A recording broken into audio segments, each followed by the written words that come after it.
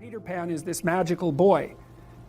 Pan is the god of everything, roughly speaking, right? And so it's not an accident that he has the name Pan. And he's the boy that won't grow up. And he's magical. Well, that's because children are magical. They can be anything. They're nothing but potential. And Peter Pan doesn't want to give that up. Why? Well, he's got some adults around him, but the main adult is Captain Hook. Well, who the hell wants to grow up to be Captain Hook? First of all, you've got a hook. Second, you're a tyrant. And third, you're chased by the dragon of chaos with a clock in its stomach, right? The crocodile. It's already got a piece of you. Well, that's what happens when you get older. Time has already got a piece of you. And eventually, it's got a taste for you. And eventually, it's going to eat you. And so Hook is so traumatized by that he can't help but be a tyrant. And then Peter Pan looks at traumatized Hook and says, well, no, I'm not sacrificing my childhood for that. So that's fine, except he ends up king of the Lost Boys. In Neverland, well, Neverland doesn't exist, and who the hell wants to be king of the Lost Boys? And he also sacrifices the possibility that he'll have a real relationship with a woman, because that's Wendy, right? And she's kind of conservative, middle-class, London-dwelling girl. She wants to grow up and have kids and have a life. She accepts her mortality, she accepts her maturity. Peter Pan has to content himself with Tinkerbell. She doesn't even exist. She's like the fairy of porn. She doesn't exist. She's the substitute for the real thing. And so, but the dichotomy that you're talking about is very tricky, because there's a sacrificial element in maturation, right? You have to sacrifice the pluripotentiality of childhood for the actuality of a frame. And the question is, well, why would you do that? Well, one reason is it happens to you whether you do it or not. You can either choose your damn limitation, or you can let it take you unaware when you're 30, or even worse, when you're 40. And then that is not a happy day. And I see people like this, and I think it's more and more common in our culture, because people can put off maturity without suffering an immediate penalty. But all that happens is the penalty accrues. And then when it finally hits, it just wallops you, because when you're 25, you can be an idiot. It's no problem. Even when you're out in a job search, it's like, well, you don't have any experience and you're kind of clueless. It's, yeah, you're young, it's no problem. That's what young people are like, but they're full of potential. Okay, well, now you're the same person at 30. It's like people aren't so thrilled about you at that point. It's like, what the hell have you been doing for the last 10 years? Well, I'm just as clueless as I was when I was 22. It's, yeah, but you're not 22. You're an old infant, right? And that's an ugly thing, an old infant. So, part of the reason you choose your damn sacrifice, because the sacrifice is inevitable, but at least you get to choose it. And then there's something that's even more complex than that, in some sense, is that the problem with being a child is that all you are is potential, and it's really low resolution. You could be anything, but you're not anything. So then you go and you adopt an apprenticeship, roughly speaking, and then you become something. And when you're something, that makes the world open up to you again. Like if you're a really good plumber, then you end up being far more than a plumber, right? You end up being a good employer. Not that plumbers, I'm not putting plumbers down. It's like more power to plumbers. They've saved more lives than doctors. So, hygiene, right? So, if you're a really good plumber, well, then you have some employees, you run a business, you train some other people, you enlarge their lives, you're kind of a pillar of the community, you have your family. Once you pass through that narrow training period, which narrows you and constricts you and develops you at the same time, then you can come out the other end with a bunch of new possibility at hand. And Jung talked about that. He thought that part of the proper path of development in the last half of life was to rediscover the child that you left behind as you were apprenticing. And so then you get to be something and regain that potential at the same time. Very, very smart. Well, he was very, very smart. So that's very wise thing to know. Sacrifice. We'll talk more about that too. You get to pick your damn sacrifice. That's all. You don't get to not make one. You're sacrificial whether you want to be or not. That's a good thing to know as well. So even though it's rather, it's a rough thing to figure out. I think universities facilitate it.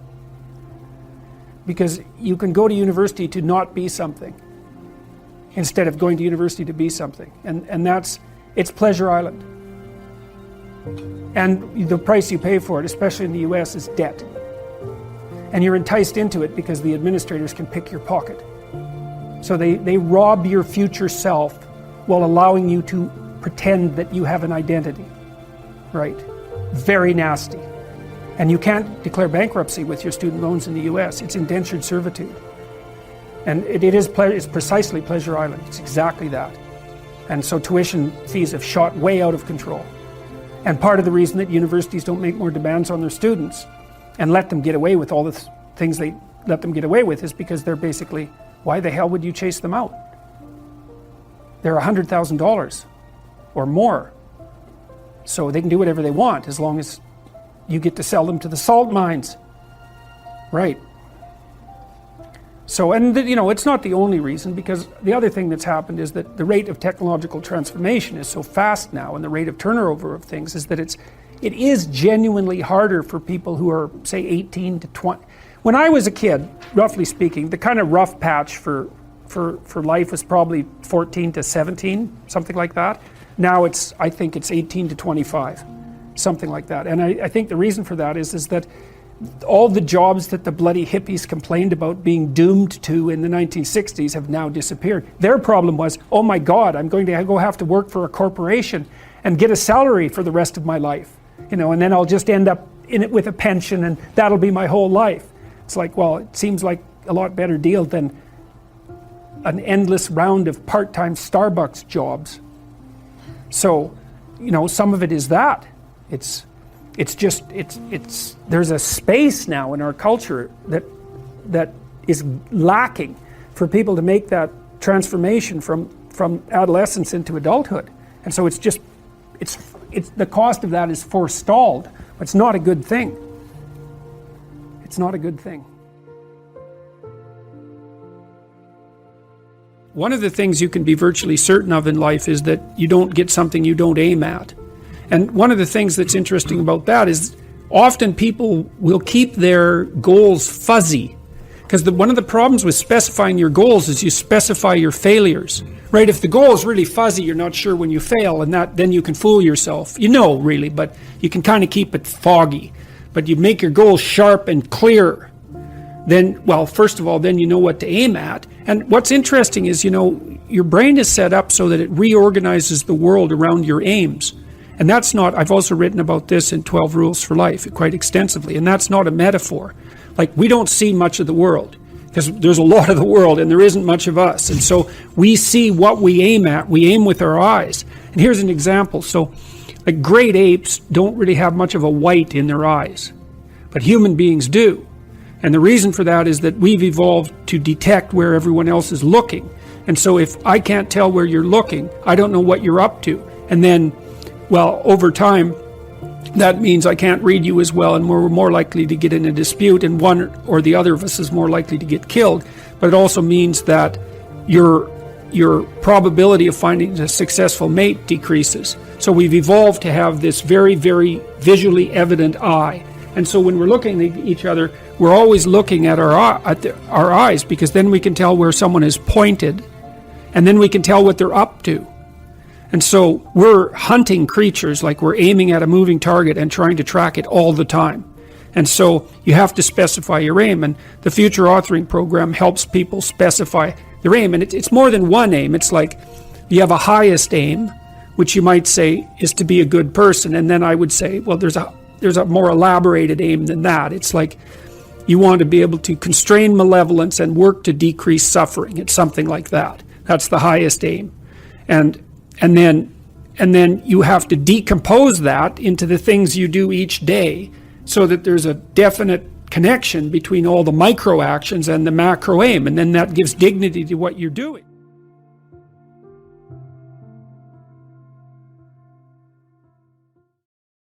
Don't be so high and mighty that you don't take advantage of the humble opportunities that are granted to you. When I look back, I didn't like school at all. You might say I hated it. And I've thought a lot about that, because I thought, well, there were reasons. I was a very fast reader. I could get through the books that were given to us in English class, generally in the first day. And that wasn't really appreciated, I would say. But there were things, and I was bored a lot as a teenager and got into a reasonable amount of trouble, not an unreasonable amount, but then, there were sports teams and there were attempts to organize plays, and there were things that I didn't do that I could have that would have made my life better. But I was too cynical, maybe, to take full advantage of them. And I did work when I was a kid. I worked in restaurants as a dishwasher, short order cook, that sort of thing. That was a really good decision. I think my fondest memories in some ways of my adolescence are memories of working in the restaurant.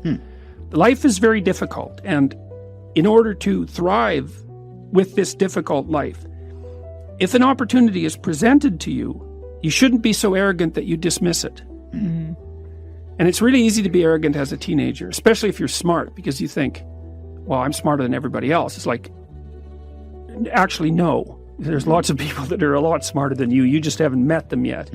And you're not as smart as you think you are, besides, and other people aren't as dumb as you think they are either. I would say if you're 16 and your life isn't so happy, it's like, look around and see if there are opportunities that people are granting you, even imperfect opportunities, because they're going to be imperfect, that you could exploit, let's say, in the proper way and learn and grow. Here's an idea. Yeah. So life is brutal. And what you have to set against that is possibility.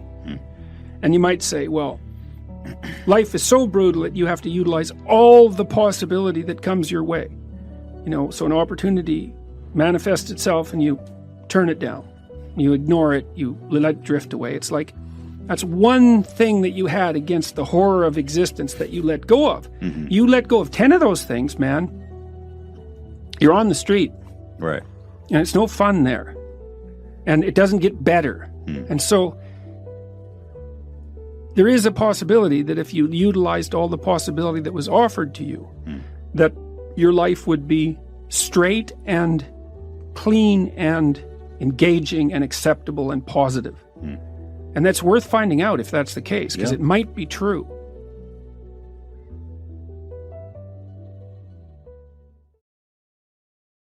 The hero myth basically says, go out there, confront the dragon, get the gold, share it with the community, and live properly. Or it says, the alternative is, face the tyrant, enter the desert as a consequence because everything falls apart, recast structure, find the promised land. Those are the two elements to the hero myth. And that's divine. It's the closest thing to divine that we know. You might say, well, what happens if you follow the divine path?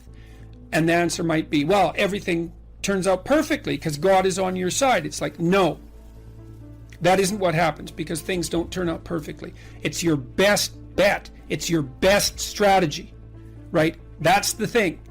And, dragons wouldn't be dragons if they couldn't eat you.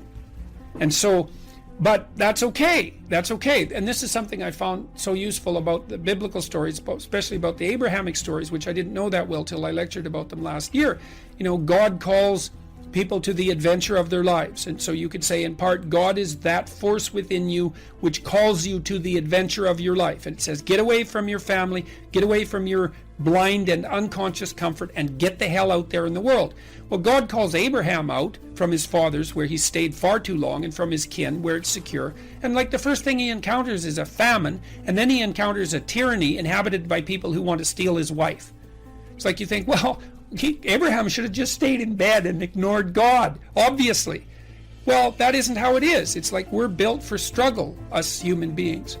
You're not after the bubbles of bliss that Dostoevsky described in Notes from Underground. We're built to contend with the world. We're built to contend with reality. You want a challenge, and the best way that you can take on a challenge, because a challenge fortifies you. So you don't want to be secure, you want to be strong. And you get strong by taking on optimal challenges. And so you lay out your destiny in the world, and you take the slings and arrows of fate, and you make yourself stronger while you're doing so. And you might fail, and fortune might do you in, but it's your best bet. And people have extracted unbelievable successes out of catastrophic failures. And I'm not saying that in a naive way. I know perfectly well what happens to people. You're doing fine in life and then you get cancer. And then 6 months later, you're dead. And all the heroism in the world isn't going to save you at that point. But that's not the point. That's not the point. Life is bounded by mortality. But that doesn't mean that you don't get out there and contend. And you develop by contending and you minimize the net amount of suffering in the world. And that's something, man. That's something to do. So it beats laying in your basement and getting bitter and then doing the terrible things that bitter people do. So you can't ensure that the meaning you experience is self-determined, but you can play your role to the best of your ability, and that will be good enough. And that will be good enough.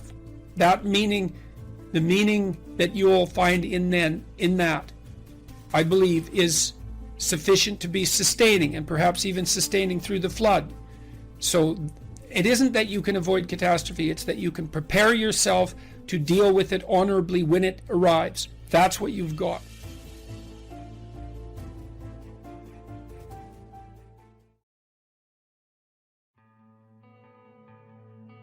Stop saying things that made me weak. And I'm still trying to do that, because I'm always feeling when I talk whether or not the words that I'm saying are either making me align or making me come apart. And I think the alignment, I really do think the alignment I think alignment is the right way of conceptualizing it, because I think if you say things that are as true as you can say them, let's say, then they come out of the depths inside of you. Because we don't know where thoughts come from. We don't know how far down into your substructure the thoughts emerge. We don't know what processes of physiological alignment are necessary for you to speak from the core of your being. We don't understand any of that. We don't even conceptualize that, but I believe that you can feel that. And I learned some of that from reading Carl Rogers, by the way, who's a great clinician, because he talked about mental health in part as the coherence between the spiritual or the abstract and the physical, that the two things were aligned. And there's a lot of idea of alignment in psychoanalytic and clinical thinking. But anyways, I decided that I would start practicing not saying things that would make me weak. And what happened was that I had to stop saying almost everything that I was saying. I would say 95% of it. It's a hell of a shock to wake up and I mean, this was over a few months, but it's a hell of a shock to wake up and realize that you're mostly dead wood. It's a shock, and you might think, well, do you really want all of that to burn off? It's like, well, there's nothing left but a little husk, 5% of you. It's like, well, if that 5% is solid, then maybe that's exactly what you want to have happen.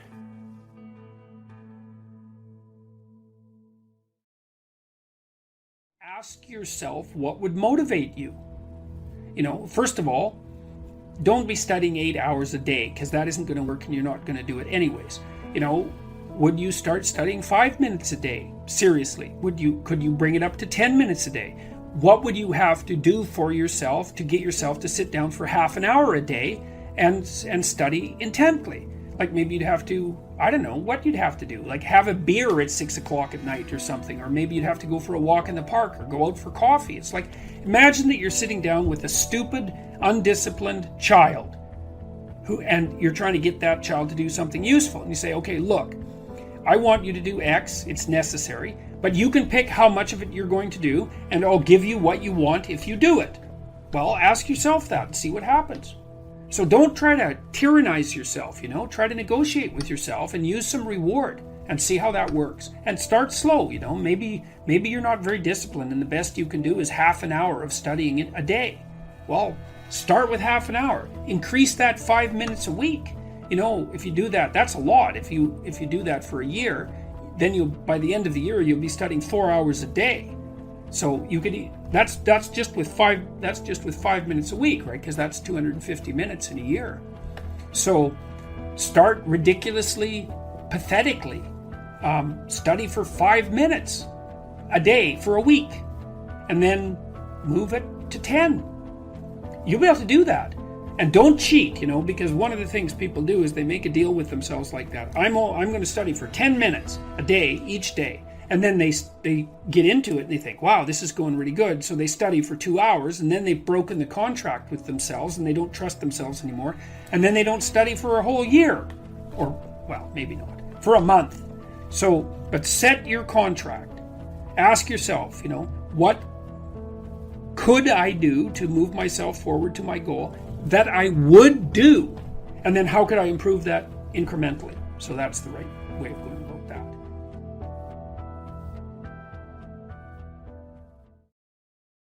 A handful of hyper-competitive men who are obsessed with hitting the pinnacle of the given dominance hierarchy they're in will happily work 80 hours a week, and they'll forego everything else. Relationships, family, children, way in the second category. And so those men are often very difficult to live with too, because they're so obsessed with their career. It's hard to have a relationship with them. And maybe they don't have much of a relationship with their kids, but they're damn good at what they do. And part of that is they're smart and disciplined, and they'll work non-stop all the time.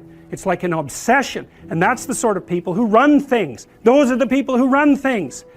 Well, they're often also disagreeable too, because you want to manage people? Really? They're not going to like you. And it's not an easy thing to not be liked. And actually, if you're an agreeable person, and women are more agreeable than men, it's quite painful to be disliked. But if you're in a managerial and executive position, the probability that people are going to like you is quite low. Those positions are very stressful, partly because of the interpersonal dynamics, and they're also incredibly, incredibly competitive. So we've got things backwards in our culture. We're thinking, at least in part, why aren't there more women in positions of power? Wrong question. The right question is, why are there any men at all who want those positions of power? Because it's not just positions of power. You have to be such a knothead to think that. Oh, it's a position of power. It's like, sure, but it's a position of overwhelming responsibility. And if you make mistakes, you're done. Right? It's not like you occupy that position of power and everyone does what they're told all the time and your life is easy. It's like, forget about that. People are on your case to do exactly the right thing all the time, 100% of the time. And maybe you want that and maybe you don't. So I don't know what people think is these people are all sitting in their offices with their feet up on the desk, smoking cigars and oppressing the world. It's like, that isn't how it works. Those people, they work flat out all the time. So, and it's fine if that's what you want, and some people are like that. They're hyper-industrious people, right? From a trait perspective, no matter where you put them. If you put them in a forest with an axe, they just wander around chopping down trees non-stop, right? Because it's built into them. Your attention, for example, is mediated by unconscious forces. And you know that perfectly well. And this is another Freudian observation. If you're sitting down to study, for example, your conscious intent is to study, but you know perfectly well that all sorts of distraction fantasies are going to enter the theater of your imagination non-stop and annoyingly, and there isn't really a lot you can do about that except maybe wait it out. So you'll be sitting there reading and your attention will flicker away. You'll think about, I don't know, maybe you want to watch Jane the Virgin on Netflix or something like that, or maybe it's time to have a peanut butter sandwich, or you should get the dust bunnies out from underneath the bed, or it's time to go outside and have a cigarette, or maybe it's time for a cup of coffee, or it's like all these subsystems in you that would like something aren't very happy just to sit there while you read this thing that you're actually bored by, and so they pop up and try to take control of your perceptions and your actions non-stop.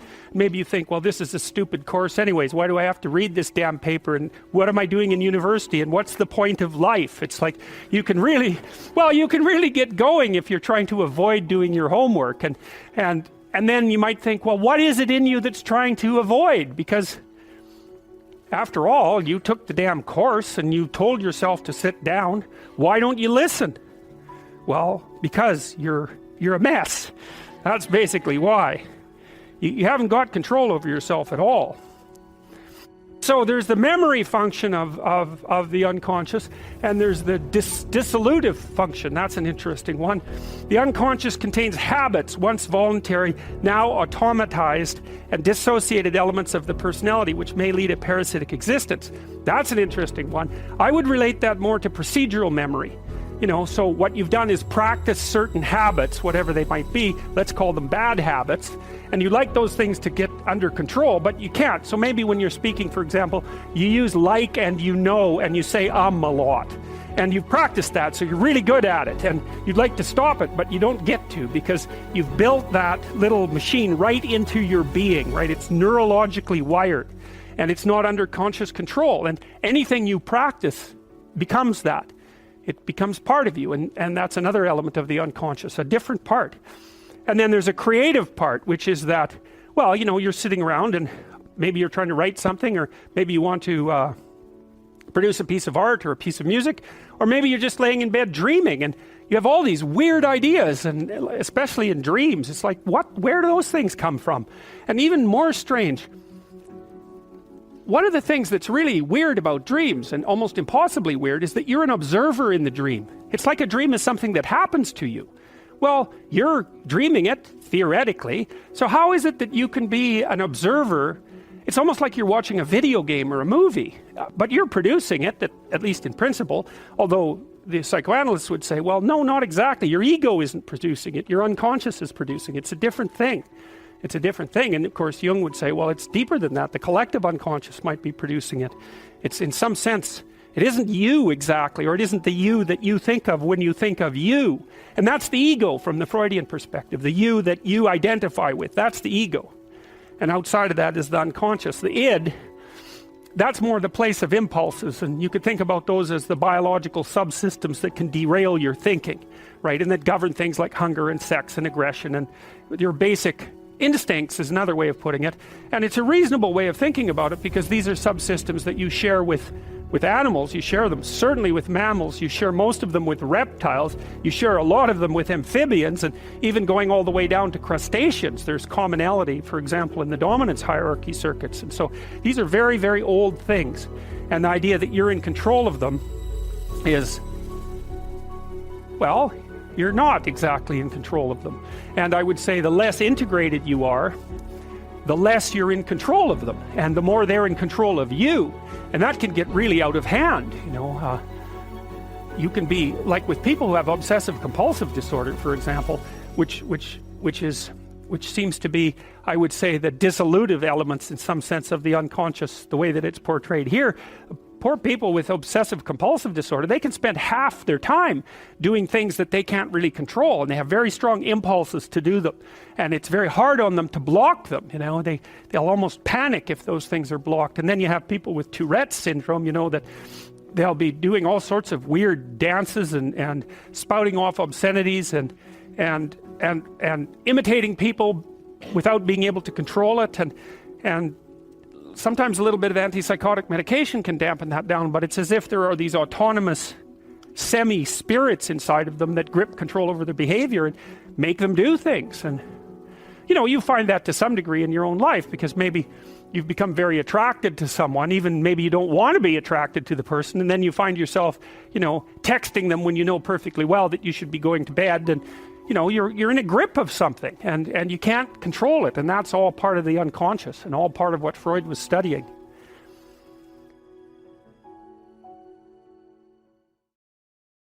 This is a process of soul searching. What are you oriented towards? And the answer could easily be nothing. Well, this is why I produced the Future Authoring Program. You got to be oriented towards something, because otherwise you're disoriented. You just spin around in circles, and then you suffer. And so do people around you. It's not a good solution. Orient yourself towards something. You have to figure out what it is. What will work for you? What goal would justify the suffering of your life? Start trying to piece that together. You're going to get better at it. But it's a personal process. And you should use your education to inform that. So you need a personal place to stand, because otherwise you're going to be handed a place to stand on a plate. And it may be one that makes you a puppet of someone else's goals. So I would say, you know, what are the processes? Well, I think what I've recommended to people is clean up your room. That's a good start. Organize your local landscape. Schedule your time. Start taking control of yourself.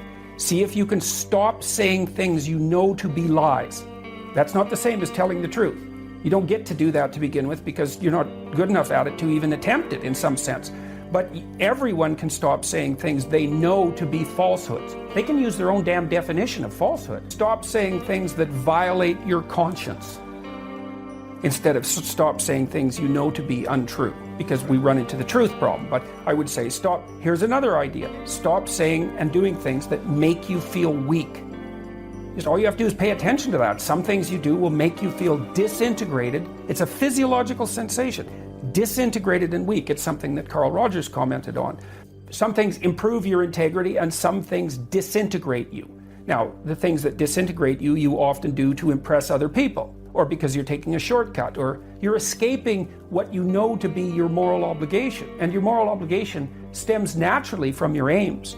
Like once you have aims, you have moral obligations.